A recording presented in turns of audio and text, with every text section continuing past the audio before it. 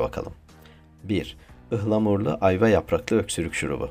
Ihlamur çayı ve ayva yaprağı öksürük için çok etkili bir doğal şuruptur. Bu doğal öksürük şurubunun yapımı için ıhlamuru ve ayva yaprağını aktarlardan temin edebilirsiniz. Bir çaydanlığa bir tutam ıhlamur çiçeği ve yapraklarını birlikte atın.